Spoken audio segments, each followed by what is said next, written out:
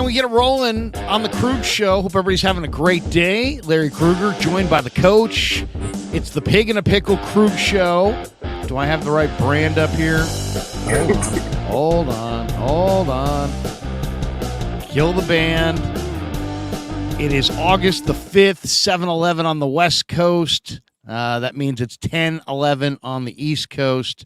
And let me make sure I have the proper backdrop here. Well, hold on. Give it a sec. Here we go. There we go. Is that the right one that Kev made? Kev made a bunch of new backgrounds, so we got to make sure we get the good one there. Coach, good to see you, man. How are you? Hey, I'm good, man. Just traveling, man, trying to finish up the leg of a 2-city tour. So did some business, finishing it off with a little bit of personal. So we'll be back on my side beginning of this week coming up. Well, today is training camp practice number 9. I'll be off and running. 10:25 practice starts in Santa Clara, so we'll only do an hour this morning. Mm-hmm. But it's funny, one thing, if there's one theme that we've seen, is that either the 49er offense is way, way better than we think, or the 49er defense is not quite as good as we think. I didn't have the nerve to ask, Steve Wilks yesterday about this. I probably should have, but just giving you an idea of yesterday's practice. Yesterday's practice was the toughest practice yet. They went a lot of reps. It was a real one, I heard. I heard it was an actual real practice. It was real. It was like a game. Guys were huffing and puffing. But Purdy completed 67%, Darnold 86%, Allen 86%, Trey 73%. So every quarterback completed either between 67 and 86%. Now, what do you make of that? I mean, I hate camp stats, but when you look at them in their totality like that, is the 49er offense that good? Or should we be worried about this defense? Or is that a statement about Nick Bosa? In the last 5 practices, the 49ers cumulatively, quarterback-wise, according to the great David Lombardi, who has these stats down, 72.4%. And he goes on to say they've never been above the low 60s as a group under Shanahan during training camp. The first 3 practices, they were collectively at 47.6%. The last 5, 72.4%. Does that mean that the 49er defense may be worse than we think? Or does that mean these quarterbacks are maybe better than we think? What do you think? I think it's practice, Larry. I understand that we're both trying to juxtapose the defense and the offense against each other in practice because you want everybody to get good work. But what's so important about practice is that the defense is working on their own stuff as well as the offense is working on their own stuff, right? So that's one of the reasons why camp numbers don't matter is because, practically, if I'm going off of the numbers, all of our quarterbacks pumping out over damn near 70%, or if not way better, completion percentages moving forward in practice. I mean, that shows me that Kyle is matriculating an offense to the boys that he actually thinks they can utilize and use throughout the season. The high numbers means that I would question, you're there. I don't have the eyes, but how often are you seeing the ball being pushed down the field? That's another question. Also, you have to look at the injuries, the bodies involved. I know we're getting our DBs together, but who's working with the ones? Is it solely Demo, Isaiah Oliver, and Travarius Ward there? And also, we have to look at the emergence of Brandon Ayuk, right? I don't think there's anybody on our team that can guard him, as far as I've been hearing. There's nobody that can consistently cover him and give him a hard day's work. Right. So I think you hit on 2. I think you hit on the 2 ones that I hadn't thought of, but you're right. One is Ayuk is on a different level. And the second one is that outside of Purdy, who has thrown some deep balls, Darnold, Lance, and Allen, for the most part, are operating short and underneath, intermediate, and they're trying to get in a rhythm and they're completing a lot of passes to running backs and short throws to wide receivers. Before we go any further, I should mention our sponsors, MarinAutoglass.com on the bottom of the screen, New York-style Italian sausage, and, of course, we are brought to you by Pig and a Pickle, the best barbecue in Northern California. Check them out. Corte Madera, Emeryville, open 11 a.m. to 8 p.m. or until they run out. Pig and a Pickle, the best barbecue in all of Northern California. I think you're right. I think those are the two main factors. Ayuk is amazing, but they're, for the most part, throwing the ball short. And I'm not sure if that's by design. Purdy's taking a few shots, or if that's what comes customarily. What always comes second on our offense is our passing game, right? We lead with our running game.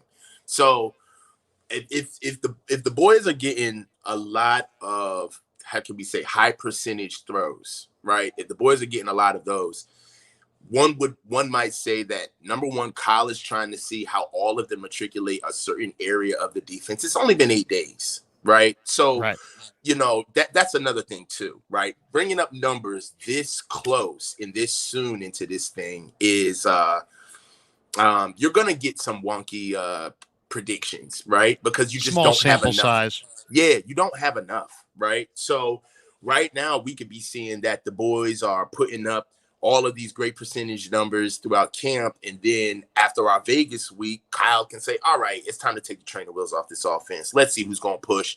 And then all of a sudden we can see picks from everybody, right? And incomplete passes. So it's a marathon.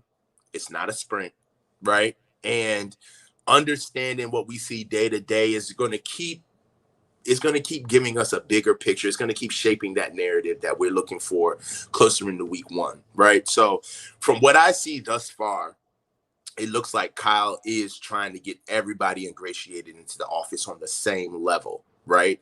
And as far as the numbers are concerned, I think this is good because I don't think that this offense has had as many players that nobody can really just flat out answer for on our defense, right? Like, who can just really answer for CMC? Who can answer for Brandon Ayuk, right? So I feel like what you're seeing, and we've heard in the past that certain quarterbacks are targeting Brandon Ayuk because it's a smart thing to do, right? Yeah, why wouldn't he's you? Great. Yeah, why wouldn't you? And I feel like a lot of those things are kind of coming in. And then it's important to understand that this is a new team. I understand that we know the names and that we understand the faces, but 2023 has nothing to do with 2022. Is even if we understand the same names, same coaches, because how they're going to go about it this year, it's their job to be different, right? It's their job to create a new ethos for the team. So we don't know. We may see a team where we may start the year aggressive, being aggressive offensively, right? And that may be our calling card. So I'm excited to see what we feel as though is our best modus operandi. What is our attack for this season? And we're bearing that out in camp. The one thing that is really abundantly clear is that Lance is a whole lot better than where he was last year. He's completed for the camp about almost 70% of his passes. Last year in camp, he completed about 55%. And I want to share the screen here. Let me show one thing that I asked him a question yesterday. Let me see if I can figure this out. Yeah, here we go. This is from yesterday. And we had a presser, and if I forgive the microphone in the middle and the bad cropping. Normally, these guys are in the studio, in the auditorium. Yeah, you guys are kind of like in some type of amphitheater. Yeah, well, no, they were having a meeting in the auditorium, so we had to kind of move over, not to the auditorium. But I asked Trey about a throw that he made, and he had a great answer. Let me see if I can play this for you. Okay. Here we go. Here we go.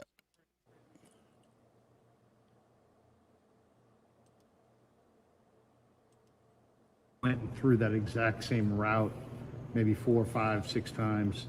Is that something where you just like, hey, if I make a mistake, I want to kind of conquer it and correct it and try to rectify it before moving on? Yeah, for sure. I mean, most of the throws, it was something I didn't feel super comfortable with, and that would be the case. It was just weird look.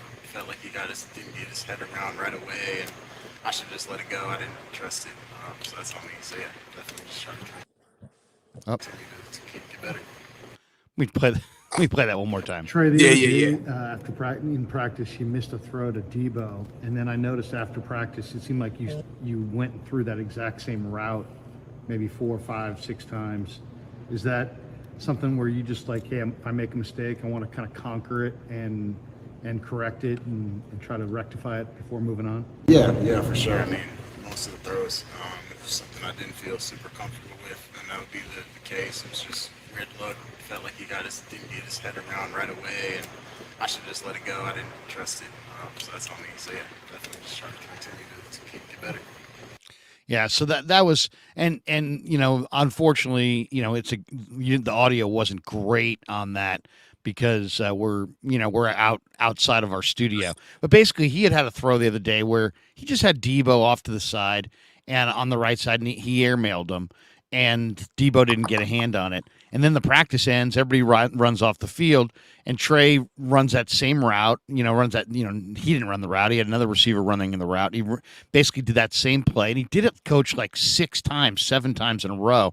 And to me, it's that kind of thing that's going to make him eventually a really good quarterback, because we all make mistakes, and then it's like, do you ignore them and just go, screw it? Or do you sit there and go, no, I got to get this right? And he's like, hell-bent to not just, he knows he's going to make mistakes, especially on some of the short stuff, but can he keep working at it? Can he keep working at it? And to me, the next day and since then, he's thrown the ball better. Now, he still is going to miss an occasional short throw, but when he's thinking about it, when he lets it rip, he's throwing it better than any of the other quarterbacks. But when he's got to throw a little touch and timing, to me, that's his biggest challenge between him and the starting job is, can he throw a touch and timing consistently?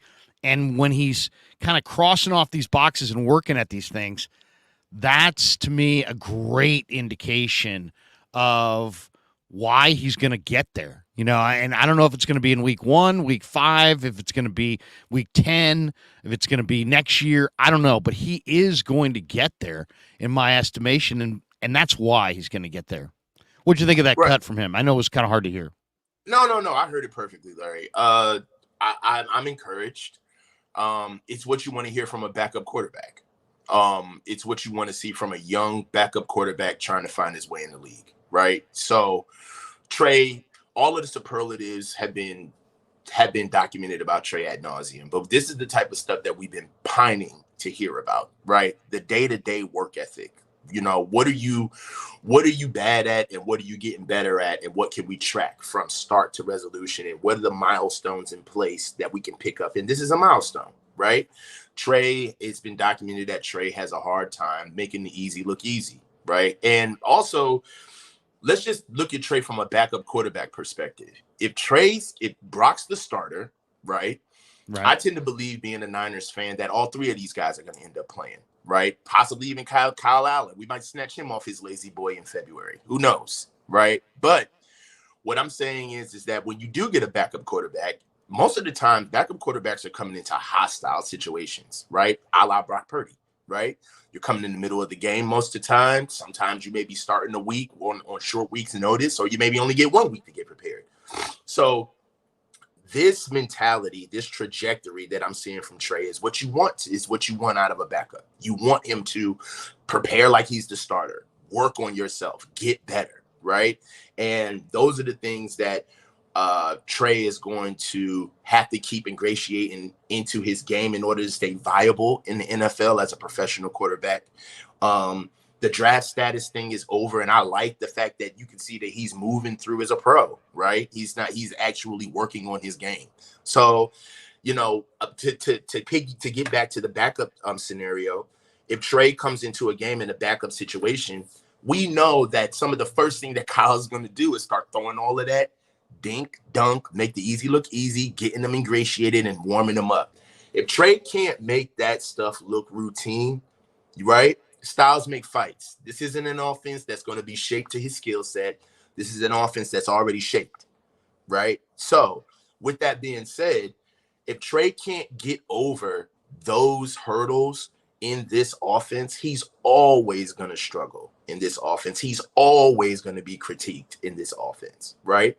Because short to intermediate passes, especially timing short passes, is a staple in this offense. And you can't complain about what you would rather it be, but that's just what it is, right? And I like the fact that Trey's starting to own it, and he's starting to understand that, hey, this is the fight that I'm fighting right now. This isn't the perfect scenario, but in order for me to show worth, I got to play the game. You can't sit back and complain about the rules the whole time. So I like that he's getting this done, because I do agree with you.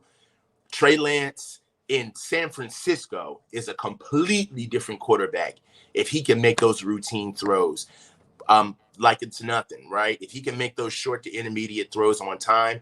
As far as San Francisco's concerned, he's Joe Montana. But until he does that, he's a backup, no matter what was spent on him. So I'm glad that he's working on it. But hey, the jury's still out. He's got to go out and do it. There's another angle on this thing, and I want to play one other cut here for you. This is going to be a cut off of an interview that I did yesterday. Now, Flav's got his take on it, but here's Matt Barrows. And Matt Barrows is a fantastic guy, a fantastic reporter. I think that Lance still is struggling from time to time with the layups. I mean, there was one in the move the ball drill. He rolled to his right, had an easy throw, just a simple throw. This is a throw that Larry Krueger could have completed, and he just left it short. like he still doesn't really have a feel for, when you're moving on your own and you already have some momentum going, what you need to do. And my thought was that in the past, he's really kind of thrown that ball too hard. And this time he went in the opposite direction, just had nothing on it, and it bounced in front of the receiver. And I saw a bunch of players on the sideline sort of shaking their head after that. That was an easy one. That was a layup. So that is the part that kind of makes me that's the other side of this, is what are the players' expectations? I think the players really like Trey. But I didn't, and that surprised me, because I didn't see that. I didn't see what Maddie referred to there as the players kind of going, you got to make that. Right. But what I really love is, I love the fact that you got this is a guy who's getting a lot better. And then, even Darnold, on Darnold's front, I know a lot of people are not big Darnold fans, but Darnold, has not thrown a bunch of interceptions. He's yet to throw an interception in camp. That's his bugaboo. Darnold's issue is, can he not turn it over? Trey's issue, can he hit consistently all the short stuff? Brock's issue is, can he throw the ball down the field with enough velocity and enough miles per hour that the defense can't. Is he going to float ducks, or is he going to throw the ball with on a line and get it in those tight windows? So all three of these guys gets better with time with Brock. That's just time, I believe. Well, we'll see. As long as he's not diminished off the surgery, Coach. That's the only thing. He says he's feeling great. Shanahan yesterday or 2 days ago said, man, Brock's the real deal. Brock says he's over the injury. We're going to find out, because a couple days ago he floated a ball to Dre Greenlaw, and it just kind of it literally floated. Then he threw a deep ball down the field, and it kind of noticed that I've kind of noticed that they're playing a little smoke and mirrors with the highlights. I noticed that all of Brock's balls get put in slow motion in the air. They don't, for some reason they put all the balls in slow motion in the air, because we don't want to be able to track the velocity and the flight of the ball. So I see they're playing a little bit of tricks, but I do agree with all three evaluations of each quarterback. With Sam, I've said this in many shows. Sam has had 5 years at fooling teams into believing that he's the guy into week one, right? Right. Go back and check. He's been touted. Come on, man. If you go back and look at the practice reports of Sam Darnold in practice, Sam Darnold is Peyton Manning in practice. He has been touted for being a talented practice player. As a matter of fact, so much so that when week one comes, players are almost damn near mad at him because they feel jilted. So, I understand that in Niner land, for some reason, everything seems to work here, especially offensively. But I just beware of the Sam Darnold love. Beware. All right, because we got to get this guy on the field. And once we get him on the field, it's over. The rest of the league's got to see him, right? As far as Trey is concerned, Trey just needs time on task. I understand the deficiencies about him are well documented with his lack of accuracy and timing and touch on short to intermediate throws. But it's really rich to say that about a guy who's only played 3.5 games. So he needs time on task. His real issues are real, but you don't bear those out unless he gets a shot to play. And with Brock, I believe that that's just time. With that elbow, I don't care what anybody says. He's not back. He's not healthy. I'm not about to start talking about Brock's deep ball weeks off of being on the slab. All right, he just got cut open a couple of months ago. So he's going to have to take some time in order to see anything with his velocity. What I do like about Brock is that nobody's saying anything about his processing. I've heard a lot about would-be picks and dropped picks, but in practice, it's hard to differentiate what Kyle is trying to put those quarterbacks into, right? You're totally right. He may put him in situations where he's saying, I really want to try. I seen something on film, or there's a theme of the day. Sometimes offensive coaches come in with, hey, we're working 10 to 15 today. We're working on stick beaters today. We're working on third down today. Today we're working the middle of the field or the short side hash. There's certain things there's certain initiatives that are trying to get done offensively, and then defensively on the other side, what you want to do is juxtapose those initiatives together so you can get good work collectively. So you may see Diamador Lenore break on a would-be pick for Brock, but you don't know if that's a cookie for the defense. That was a play the defense was supposed to win, right? We're going to know a lot more about all these guys in Vegas, right? When they go against the Raiders, because Vegas is gonna. It's gonna define things. It's gonna good and bad. Beware, media content creators, because a lot of the media in Vegas is gonna say their piece too. So they're gonna be able to say, I don't know what the hell these guys are talking about. Sam Darnold looks like blah blah blah, or I don't know. They've been saying all of this about Trey. Jesus Christ, Trey looks like the worst quarterback on the team. What the hell are they talking about? Brock Purdy's arm. So the truth comes out. Yes, because now we have a third party. We have another third party to come in and give their perspective. So I'm very excited to see what Vegas has to say about Trey, Brock, Sam, about our offense and our defense, because it's been well documented what teams have to say about us when we come to see him. The Chargers were chirping about Jimmy. You remember that? Chargers were going in on Jimmy when he came to town. When we played against when we played against Minnesota, they was chirping.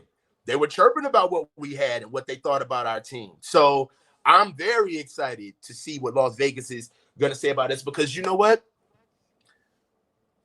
For as much as we like to believe that we keep things together in San Francisco, nobody's bigger than the league, Larry. Nobody. And you can get in your own echo chamber. We've seen it before, where it's all of a sudden it's just like everybody's in. Jerk. Well, that's another way of saying it. But I mean, a lot, the group think, let's just call it group think, where everybody's like, well, we're all kind of saying the same things. And so there's consensus. And now you bring in new opinions and new people and new teams and you have to new deal competitors. With those opinions, and sometimes, and they're going to have a different perspective, and it may not be ours. J Shaw 007 says, keep up the great work, Krug and Coach. Watching from Europe, but from the Rockland area. Good conversation with Montana and Rice during their training camp. Appreciate that, J Shaw.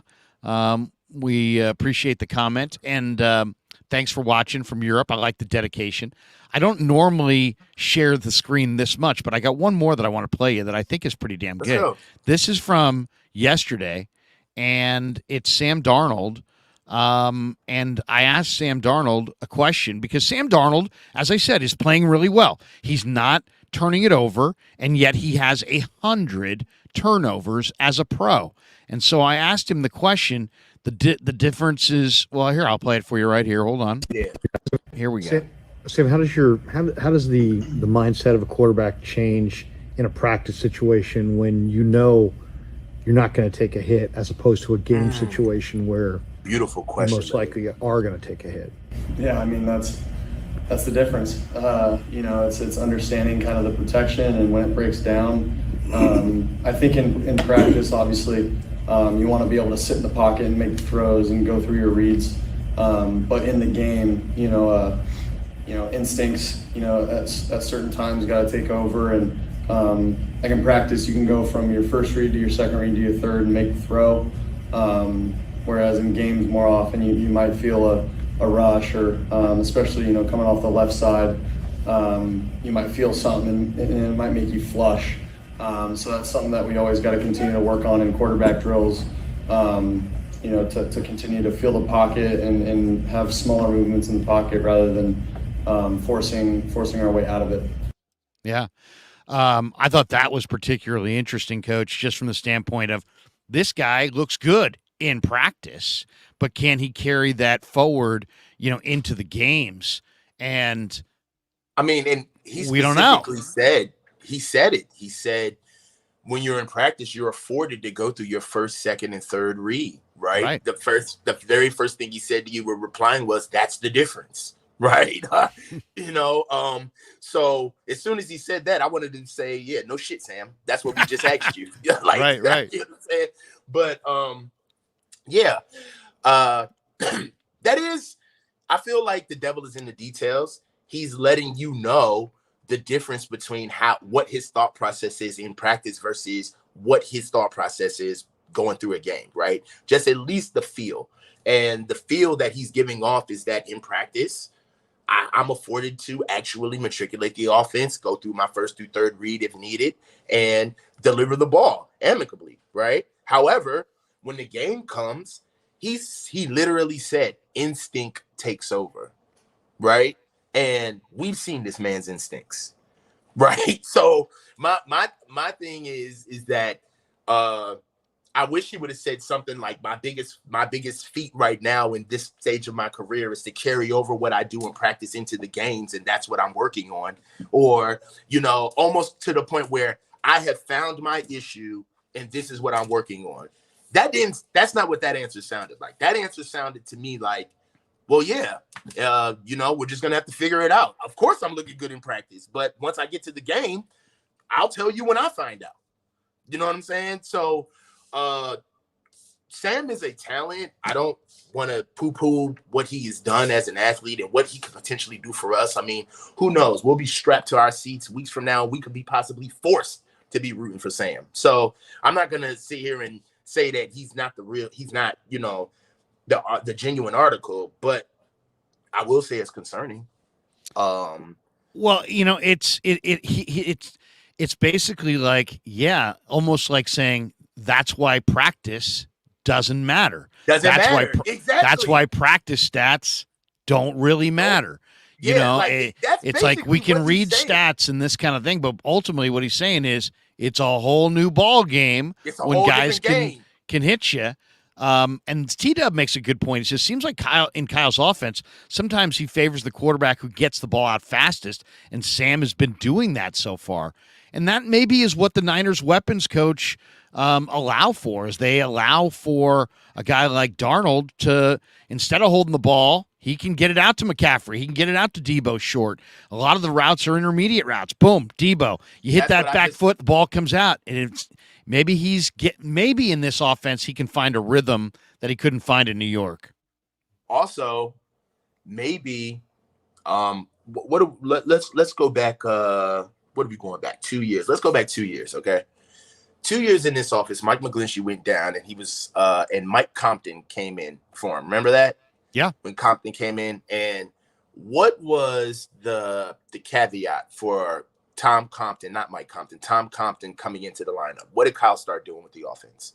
Well, I thought he started to run the ball a lot more. All right, that's one thing, because Compton was a better run blocker specifically on the than a pass side. Protector. What changed?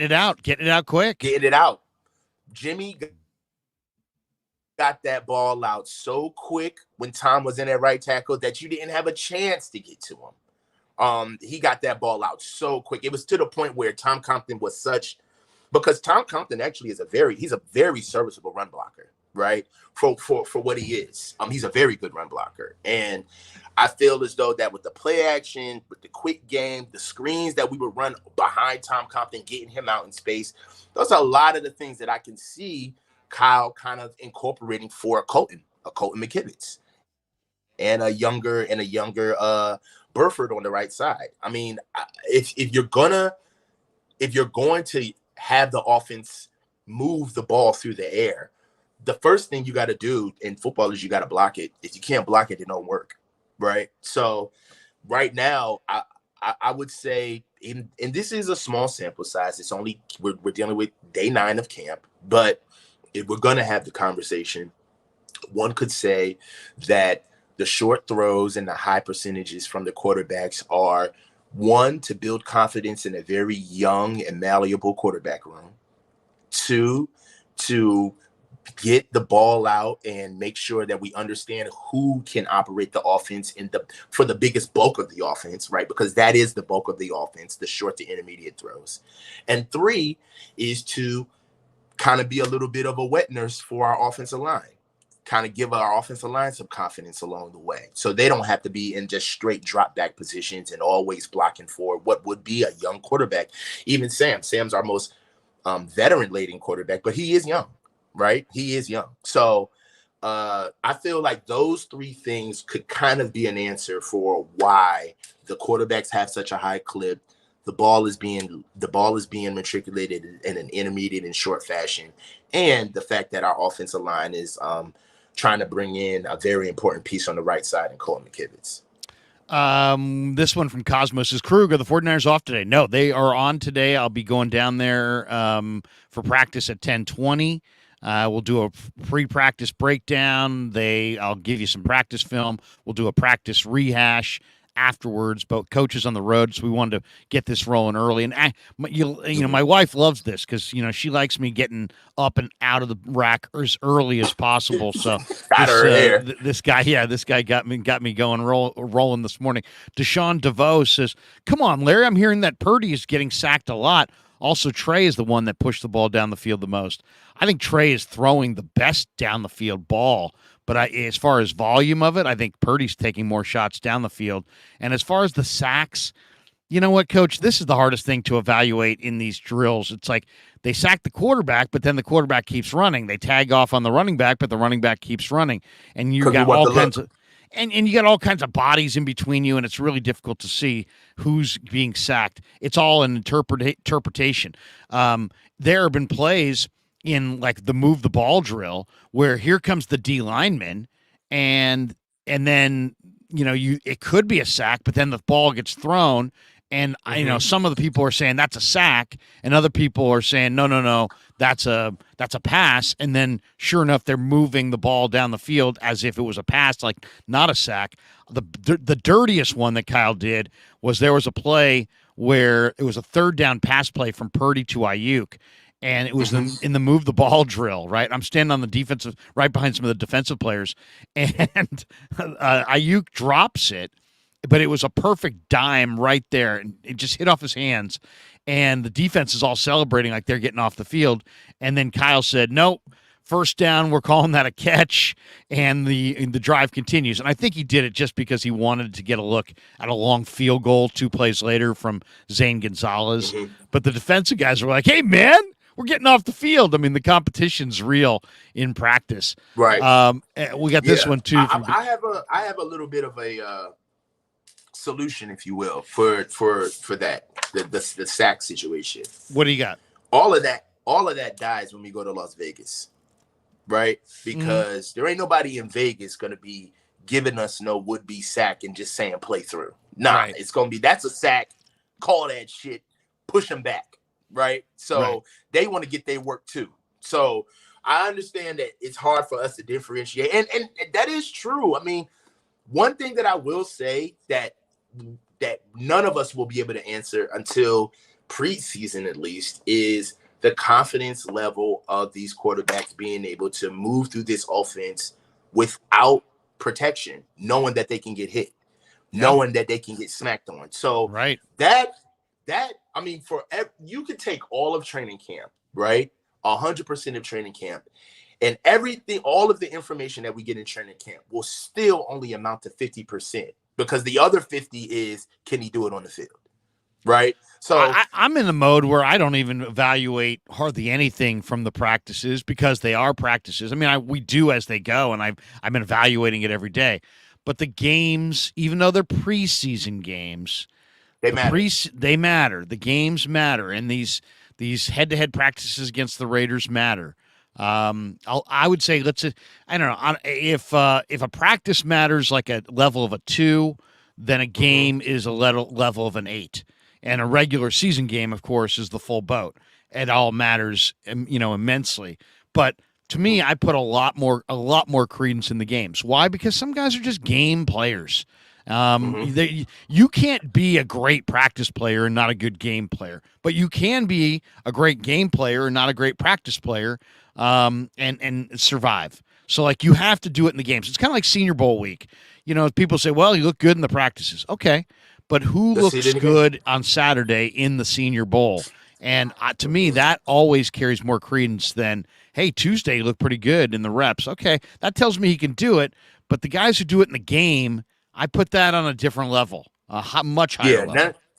I mean, it's the reason why they're on the field, right? So even with these conversations, this is good because this is the best we can get, right? So we're going to take everything because it's the best we can get. But once that first game is played, man, that shapes everything.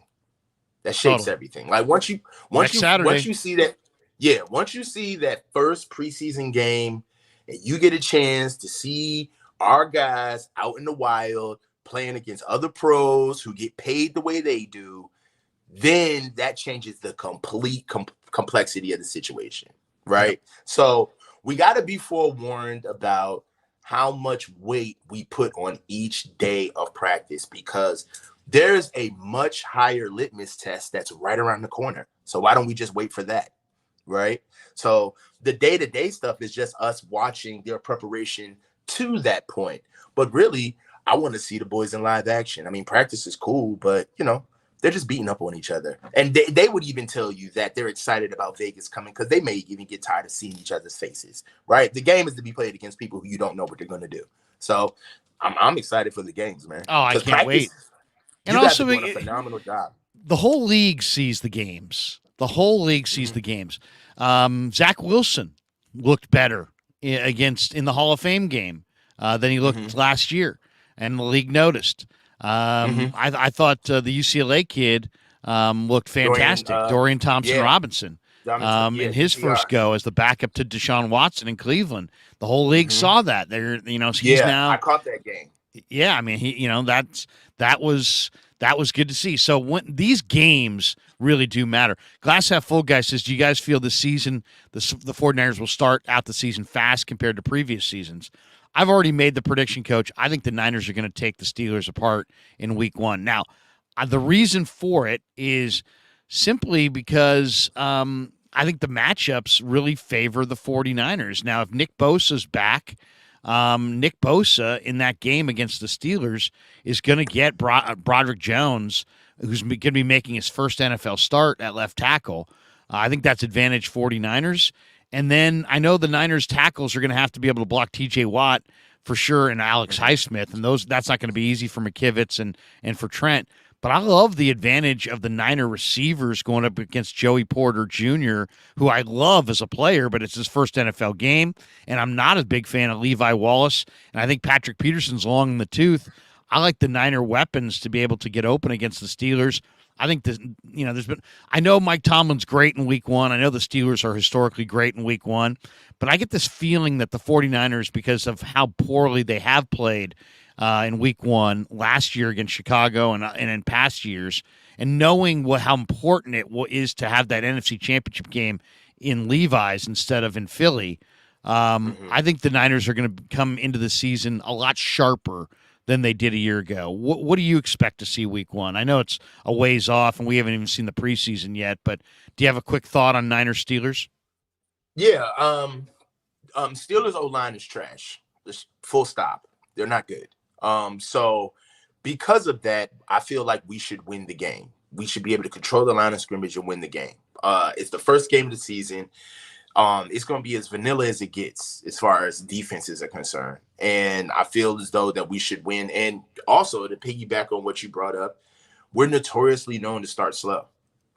So this year, I feel like this year coming up, all of the fans are very well acquainted with how we start seasons, how we get through a season. What do, Larry? We start slow. Then they start with energy. Games, then we fall. They play with energy, but they don't play focused. Like last year, for example, Greenlaw had had a costly penalty. What did we see in that Bears game? We saw broken plays. The Niners brought a lot of energy. But they bring energy, but they don't really tighten the screws until a couple weeks in, and that can't happen this year. Well, that's what happened. It can't happen, but that's also what happens when you don't necessarily have a running game to lean on, right? The running game kind of pacifies you through your offense. And we didn't have CMC to start the season last year. Every year, I think within the last 2 to 3 years, we've lost our number one ball carrier within at least the first 3 weeks of the season. And I know that we do running back by committee and we have the best running back room in the league. But the truth is that the number one running back that we always play is basically who the narrative and the offense is built around, right? When we lost Raheem Mostert, that offensive scheme was built on outside zone because we needed the speed to get to the edges so Jimmy could hit them, so Jimmy could have play action on the seams and the middle could be open through passing. As soon as we lost Raheem Mostert, we struggled, right? We had Elijah Mitchell, came in, smaller back. He doesn't carry a lot of real estate, but he runs like a big back. Something perfect for us to be able to get to the outside zone, bang on the inside on those reads. And he was an amazing guy for us. And what happens? We lose him, right? He goes down and we don't necessarily have the back that can replicate what he brings. So this year, I'm very excited because I feel like our running back room is the most succinct it's been for a long time. We have a lot of runners who run the same way, right? Before, we had fast guys, scat back guys, slashers. Then we had an all-purpose guy, right? Now, I feel like we have literally 4 all-purpose guys that can carry the mail. I mean, Christian is obviously the tip of the spear, but I like JP. TDP is looking awesome. There we go. TDP has gained weight. I'm hearing TDP is up to his LSU weight now. He's back to 230. And he's moving nice. Then you have Kalen trying to fight to make his mark on the team. Then you got Ronald Awatt. You've also got Elijah still trying to stay healthy and move his way through. JP Mason. Yeah, and then yes. So if you think about they got dudes. They not only do they have dudes, but I feel like they have dudes where the fall off on how we run the ball isn't going to suffer, right? Before, when you lose a Raheem Mostert or you lose an Elijah Mitchell, you're kind of losing a special quality, right? You're losing that speed. You're losing that small frame that can get into places of the defense with speed that other players can't get to defensively. But with us, I feel like you don't want to lose Christian, but if you do, we still can bang the ball with JP. You don't want to lose JP, but if you do, we can still run the ball hard with TDP, right? So I before it was, if you want an all-purpose back, then we'll have our tip of the spear guy, our speed guy. But then if you need somebody on the back end to give you third short yardage, maybe Jeff Wilson Jr. will come in and run those short yardage carries for us. I don't feel that way about our running back room this year. I feel like everybody literally can take the ball and operate the full offense. Now, obviously, to different levels, Christian McCaffrey is still Christian McCaffrey. But at the same time, I still see, JP being, it's not missed on me that JP is a serviceable receiver, right? He's not just out there with stone hands running the ball. So I feel really good about how we're going to start the season because we start off slow, but we do have the backs that customarily, if we do have an injury at the top of our lineup at running back, we usually suffer on the back end. I don't feel that way this year about our team because we have a very strong running back room. No doubt. And TDP is 230 and looking great. JP Mason is running hard. I mean, the Niners have backs. The Niners have a lot of backs, not to mention Debo can be utilized as a running back at any point. Brother Bob's got a couple supers here. Says Kevin, coach, and Kevin's dad. Thank you. Let's talk us versus the Raiders. We have been talking us versus the Raiders. And Brother Bob also says, Kevin's dad, what does Brock Purdy need to do to improve? Keep it 100. Brock has to show that he hasn't lost any arm strength and any ball speed and demonstrate that he can make all the throws, required of an NFL quarterback. And if he can't do that, defenses are not going to have to cover the whole width and length of the field, and it's likely going to lead to a lot more interceptions. So that's what Brock needs to do. He needs to demonstrate that he hasn't lost arm strength and he hasn't lost ball speed. The timing and the touch is something he throws with probably better than the other guys. But as far as the arm strength, you got to have a certain amount of arm strength in the NFL. Otherwise, teams just don't defend the outside the hashes and the deep third. We saw it with Garoppolo. Let's finish with, and we have to I do have a more couple of things for Brock, if you don't mind. Go for it. Yeah, go for it. No, please do. I feel like this is something for Brock, but it's for everybody. I think Brock has to protect himself. He's got to know when to hold him and when to fold him, so to speak, to be able to fight for. Don't be a tough guy. I don't want to see Brock being a tough guy. He's got to protect himself. All right. And then this is something that also comes on the back end. I want Brock to keep his moxie. I don't want to see a player who's looks like he's just coming off rehab when he gets on the field. I want to see the same ice in my veins, shut the fuck up, George, Brock Purdy when he gets on the field this year. I don't want to see some castrated, managed quarterback sitting back there. Oh, well, I just matriculated the offense and Kyle gave me the right play. I just tried to. No. That's not what we fell in love with. You want to see the competitor. I want to see the competitor. I hope that's still there. Okay. And also, let's give Brock some grace. Let's say if the arm isn't back 100% to what it used to be, right? That doesn't mean he's still not a starter, right? But what it does mean is that Brock has to make better decisions with his new arm, right? And that's what I want to see from Brock too. If the arm doesn't come back to what we want it to be, I'd like to see what that looks like, and I want Brock to start making better decisions because it is a little concerning. I didn't highlight it as much because I feel like it's practice, and highlighting mistakes in practice is kind of unfair because that's where the mistakes are supposed to happen. So right, me, you show me a quarterback that makes you don't want to see tons of turnovers, but at the same time, you don't want to see none because you want to see them kind of test the limits. I mean, and to your point, Larry, what did Fred have to tell Trey last year? Hey, throw the ball. Like, right. I don't care that you're not making mistakes in practice. You need to get us better, ergo getting yourself better. Like, this is not the time where who cares about being auditioned? They're gonna make their decision anyway. Just go play. You know what I'm saying? I feel like that's something that Trey had to get over. I hope he is. But yeah, I think that I don't care about hearing Brock throw picks in practice because that's where picks are supposed to be thrown, right? I don't care about that. So my thing is that I just want to know the context, the decision-making off those would-be picks. Is that his arm? Is that a physical thing? Is this something that they're trying to really give him some type of muscle memory to give him some confidence of like, hey, that's a pick in August.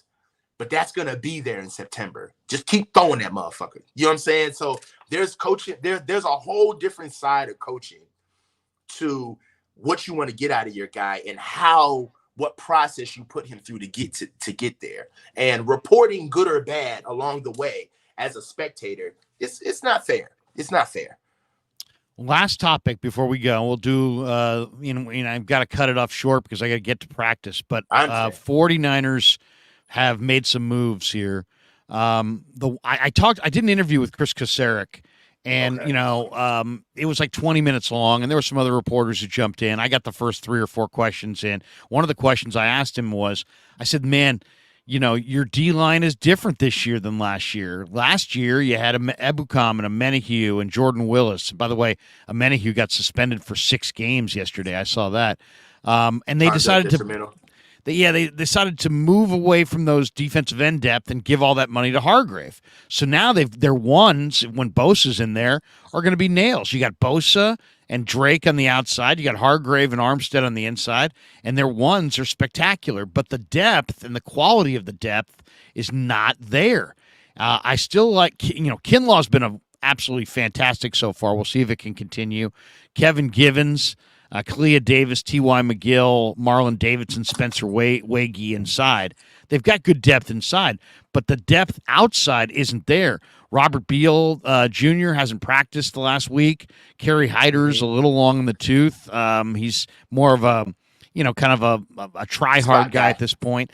Daryl Johnson, they just put on season-ending IR yesterday. Austin Bryant has missed practice. Alex Barrett was on the practice squad last year. But I got to ask you about Taco Charlton, because Charlton was a first-round pick. He's been everywhere. But, man, he looks good, Coach. I mean, this guy got off the plane, and he's put together 2 practices in a row where he looks like the first-round pick that we saw coming out of Michigan. He's winning in the one-on-ones consistently, and then he's wreaking havoc in the 11-on-11s. And then the Niners also picked up Dalen Hayes, the Notre Dame kid, who was good. He's only 25. He played for the Ravens. He gets Johnson's spot because Johnson goes on the IR. I expect the Niners obviously are going to re-sign Bosa, but I also expect they're probably going to dip into the free agent market either for a big-time edge rusher or maybe more guys of this ilk like Dalen Hayes and Taco Charlton, because they need depth. And they don't have it right now at defensive end. And to me, that's a major concern. Give me your thoughts on either Dalen Hayes or Taco Charlton, and give me your thoughts on the Niner D-line outside of the ones. Because I asked Kosaric, I said, are you going to play your ones a lot more? And he goes, hey, man, we got to be primed for the playoffs. I can't run my guys out there 70 snaps a game, or guys are going to be dragging. We won't even make it. So we're going to use a rotation. So in other words, we're going to use a rotation, and some of those guys that they have may not be good enough. So they're going to get new guys. I expect they'll get a couple more new defensive ends before this thing kicks off at Heinz Field.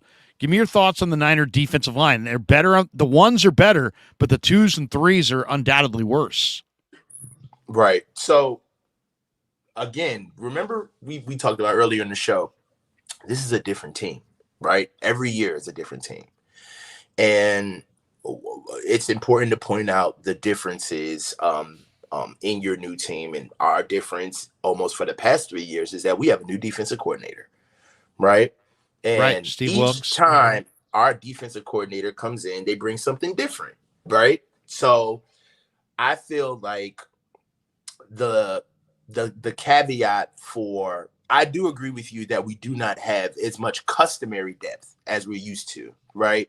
They really miss Ebukam. They miss Ebukam, I think. Yeah, it's not customarily as deep as it usually is. However, we're not putting as much onus on our linebackers and our DBs blitzing as much as they're going to this year either. Yeah. So I understand that you're looking at the lack of depth at DN and pass rusher, but this defense, we don't know what this defense is going to look like with newfound guys trying to get in the backfield, right? Usually we're pretty organic, pretty vanilla up front as far as we just want our front 7 to play in that wide 9. Everybody stay in their track and go get the quarterback, right? We want to be able to put ourselves in a position where the linebacking core and the DBs are at service to the defensive line, because that's the tip of the spear, right? However, what we need to realize is that Coach Wilkes is bringing in a little bit of a wrinkle with being able to get more guys in the backfield to help our defensive line out. And I don't think it's necessarily going to be as straight up and down rigid as defensive ends go get quarterbacks on this defense. I think we're going to see a lot of guys twist, stunt. When you don't have a lot of good pass rushing ability, this is the thing that I like. We've got Javon Hargraves, right? We've got Eric Armstead. We've got Javon Kinlaw. We have all of this good interior pressure, but that don't mean that that's the way they got to be coming. That's not the way that they have to matriculate through the line. That's not the way they have to do that. You know, they're stunting if you have a Javon Hargraves that can make things happen on the inside, I could see him stunting. I could see him twisting and pulling. So in a way, we may be looking at this as interior versus exterior, but I look at it as the entire defensive line is kind of they can all play the position, right, of defensive line, right? What's one of the strongest things that Cleveland Farrell gives us? He may be a little less to be desired with going to go get the quarterback, but he's a phenomenal run defender, right? Who's to say that we don't twist Javon Hargraves and Cleveland Farrell and get Cleveland on the inside and stunt that a certain way? So there's ways that we can get to it with what we already have, especially once Nick signs, that are completely contextualize how we feel about our defensive line, but also the context in how Steve Wilks is going to use the blitzing as far as going to go get the quarterback. So I look at it as creating disruption in the backfield, and I don't care who does it. You obviously want your defensive line to stop the run. You want your defensive ends to go get the quarterback, but I feel like if you have a piece like Nick Bosa with a coach like Coach Kasarik, it's not – the job isn't for you to coach the best you can and play the best you can. Geniuses are marked by what they can do outside of their passions, right? So Coach Kasarik is not great at what he does because he's got Nick Bosa and he makes Nick Bosa look good. Coach Kasarik is good because he gets players that would be seen as less than desirable, and he's able to find their skill set and accentuate it within our defense. That's why he's the man, because he can make anything. He can take a certain type of skill set and make anything out of it. That's what we pay him the big bucks for. So I think that's, again, what his cross is going to be to bear defensively. I just wish we felt the same way about offensively. It seems like offense, if he can't do it, he can't do it. But defensively, I think Coach Kasarik he's gifted enough to be able to basically make lemonade out of lemons. You know what I'm saying? He gets it out. He got it out of Arden Key, got it out of Menahue, he got it out of Jordan Willis, and he's a hell of a football coach. Coach Kasarik is a real coach. He's a real coach. Like he's not relying on any type of scheme, or he's going to take in a guy who he believes in, and he's going to work the hell out of him and give him the actual SOP, how to change his body. He knows how to coach down the position across the D line to its resolution. He knows what he's doing. So I'm not worried about Coach Kasarik. Kurt Sampson in the chat says we're better on the back end. There's no doubt. And why don't we mentioned Steve Wilks? We'll share the screen one more time and play this from Steve Wilks. This is Steve Wilks yesterday at the presser, and I asked him about a guy who's really looking good, and that's Deshaun Jameson. A player like Jameson who played in a big conference get passed over in the draft, and were you instrumental in bringing him here? First question, it happens every year. A lot of guys boom late. A lot of guys come in. There's different things based off their system, how they taught the technique and whatnot. And I would say this, John and his staff does a tremendous job in identifying certain guys down the line, like Jameson. And once we were able to watch him on tape with the scouts brought to us, we were very impressed and wanted to get him in. Steve. There you go. Yeah. Okay, so that was his comment on Deshaun Jameson. I just asked him, hey, how does a guy play 5 years at Texas, and he's a dominating return guy, and he's a really good man-to-man corner, and he can play the slot, and he doesn't get drafted at all? And he said, hey, it happens every year. Can I answer that? Yeah, please do. He had some maturity issues at UT. You think so? Yeah, with some effort. I feel like when he first got to UT, he was special out the gate. Like he wasn't a wilting flower, right? And I feel like he got a lot of validation very quickly. A little too much too soon. And the program, how college programs are. When college programs who had big college programs who struggle and they lose, they're trying to circle the wagons, right? To keep their constituency, to keep their fan base. So what they do is they prop up certain guys who do good things on the team, even though it's a losing team. You know, these guys are your tip of the spear. These are the guys that get pushed forward. And what happens is that when you're a good player on a losing team and you're young, sometimes you can think that I know what I'm doing. I can get things done the way I want to. And I feel like when Coach Sark came to UT, there was a little bit of, when a new coach comes in, it's hearts and minds, right? It's everybody's got to get my way, and I'm rolling over everybody. It's got to be that way to get your edict into the building. And I feel like in a little way, Jameson was a leader throughout on a team in a program that was losing. And then the program got a new coach and they started winning. And I believe that he maybe had an ancillary role on a team that was supposed to be pushing its way into a new atmosphere. And he got lost in the wash.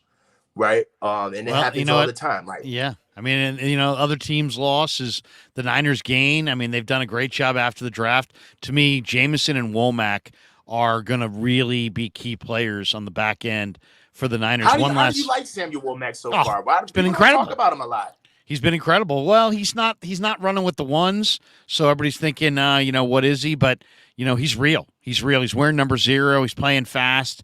You can play him anywhere. You can play him in the slot. You can play him outside. He's a very serious, he's a very serious young kid. I got one question. So is Isaiah Oliver legit, or is his job? Is it possible that his job is up for grabs? I know what we spent on him, and I know what he was supposed to come in here and be. But has he shown that he's that in practice? Because I don't hear his name at all.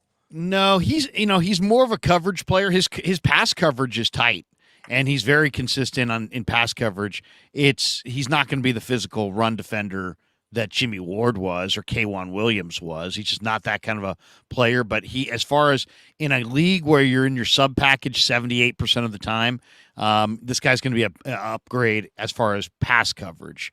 But he's not a physical thumper in the box. He's definitely not a tone setter. K'Wan and Jimmy were. So the Niners have lost some of their physicality. I'm a little concerned about the run D. We'll see how their run D looks, but I really, I think he's going to help them as long he's coming off his best year. He feels most comfortable in the slot, and he feels a lot more comfortable in the slot than outside. But I think he'll be an upgrade as a pass defender because of the length and the man-to-man cover skills. Yeah. But how much do they lose as a run defender is the big question. Deshaun DeVos is one thing you can do when it comes to this line is on running downs, moving Armstead to defensive end, put in Kinlaw at defensive tackle if Jackson's not holding up. It's a good point. I'll also say this. Do not sleep on the idea of Spencer Wagee, who was a defensive end at North Dakota State, playing defensive end opposite Nick Bosa instead of Drake Jackson on first and second down and using Jackson on, passing downs. Yeah, because they're going to try to limit his snaps, and Wagee is a force against the run. He's looking really good. Coach, I got to jump because I got to go to practice, but great to wrap with you. We'll do it next week from your regular location. You're the best, man. Have a great week. Thanks, Larry. Thanks for having me. Kev, my man. Kev's watching upstairs. Give him the shout out. Yeah. Thanks, Coach. Have a good one, man. Thanks, Larry. Have a good one, man. You too. The coach. He's fantastic. Sorry to have to cut this short, guys, because we got almost 400 people in the room, and if me and Coach kept rapping, we'd probably have 600-700 people in the room.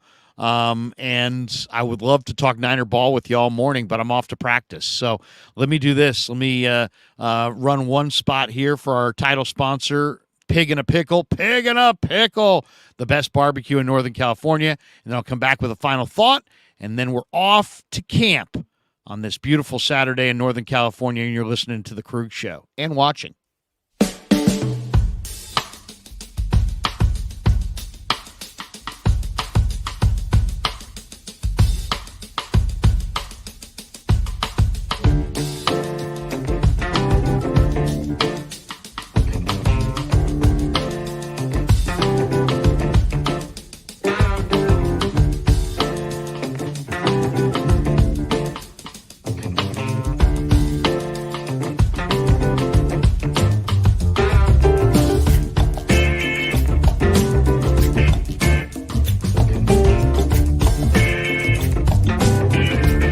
New York style sausage was started over 70 years ago.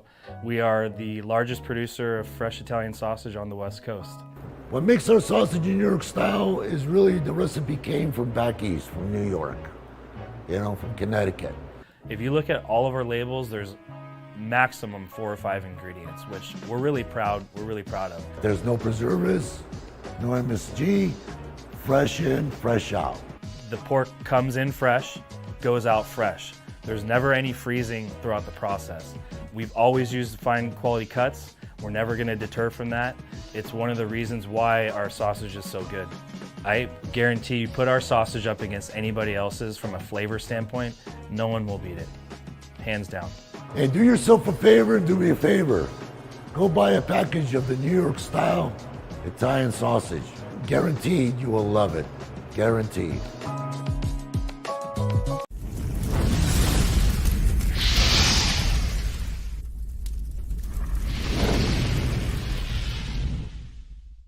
All right, thanks to the coach. Thanks to all of you guys. Thanks for the super chats. Have a great Saturday. I'm going to camp right now. I've got a couple people who are asking. Callie Young says, Larry, are you doing a breakdown show of today's practice later today?